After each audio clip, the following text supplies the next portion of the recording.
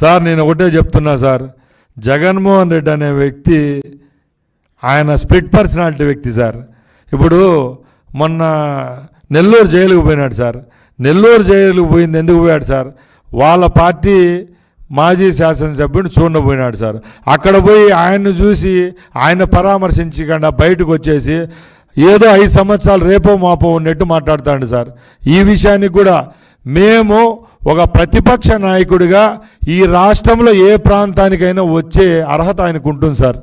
మదనపల్లి రావచ్చు, రాయచూటు రావచ్చు, తాడేపల్లికి పోవచ్చు, లేకంటే శ్రీకాకుళం, ఇచ్చాపురం కూడా పోవచ్చు. ఎక్కడికైనా జగన్మోహన్ రెడ్డి వస్తే ఈ రాష్ట్ర ప్రభుత్వం ఆయనకు భద్రత కల్పిస్తుంది.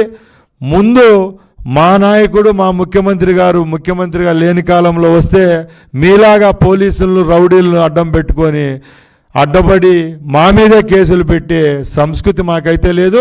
జగన్మోహన్ రెడ్డి గారు చర్చకి సిద్ధమై మదనపల్లికి వచ్చినా, తిరుపతికి వచ్చినా, ఎక్కడికి వచ్చినా సమాధానం చెప్పేదానికి మంత్రులుగా మేము సిద్ధంగా ఉన్నాం సార్.